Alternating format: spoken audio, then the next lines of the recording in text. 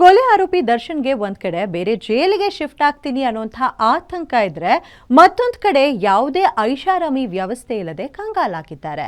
ಇತ ಪತ್ನಿ ಭೇಟಿಗೂ ಕೂಡ ಪರದಾಡುವಂತಾಗಿದೆ. ಸಾಮಾನ್ಯರಂತೆ ಟೋಕನ್ ಪಡೆದ ಪತ್ನಿ ವಿಜಯಲಕ್ಷ್ಮಿ ಗಂಟೆಗಟ್ಟಲೆ ಕಾದು ಆರೋಪಿ ದರ್ಶನ್ರ ಭೇಟಿ ಮಾಡಿದ್ದಾರೆ.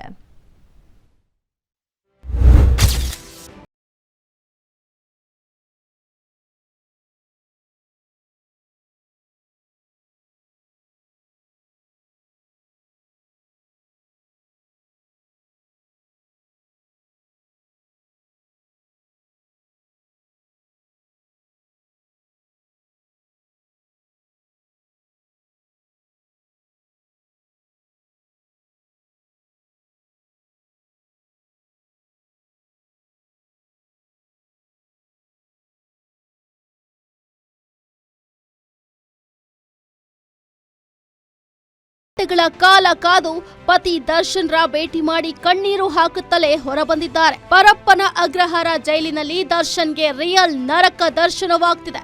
ಇತ್ತ ಪತಿಯನ್ನ ಮೀಟ್ ಮಾಡಲು ಹೋಗಿದ್ದ ಪತ್ನಿ ವಿಜಯಲಕ್ಷ್ಮಿ 2.5 ಗಂಟೆಗಳ ಕಾಲ ಕಾದು ಆ ನಂತರ ತಮ್ಮ ಸರದಿ ಬಂದಾಗ ಪತಿ ದರ್ಶನ್ರನ್ನ ಭೇಟಿ ಮಾಡಿದ್ದಾರೆ.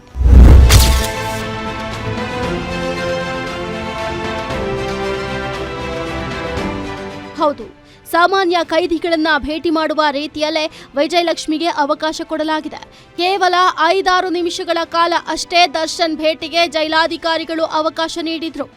ಅಲ್ಲದೆ ಪತಿ ದರ್ಶನ್ಗಾಗಿ ವಿಜಯಲಕ್ಷ್ಮಿ ತಿಂಡಿ ತಿನಿಸುಗಳನ್ನ ತೆಗೆದುಕೊಂಡು ಹೋಗಿದ್ರು.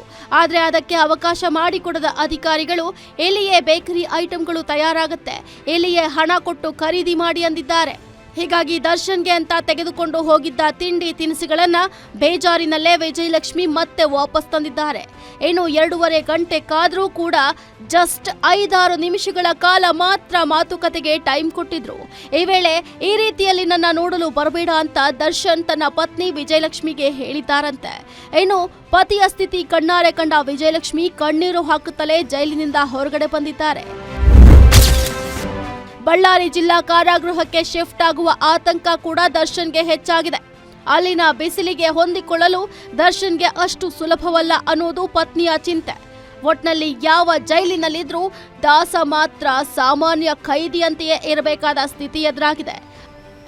ಅದೇನೇ ಹೇಳಿ, ರಾಜಾರೋಷವಾಗಿ ಎದ್ದ ಸ್ಟಾರ್ ನಟ ತಾನು ಮಾಡಿದ ತಪ್ಪಿಗೆ, ಪಾಪದ ಕೃತ್ಯಕ್ಕೆ ಕತ್ತಲ ಕೋಣೆಯಲ್ಲಿ ಕಂಬಿ ಎಣಿಸುತ್ತಾ ಕೂರಬೇಕಿದೆ. Ajay Gowda, crime bureau, guarantee news.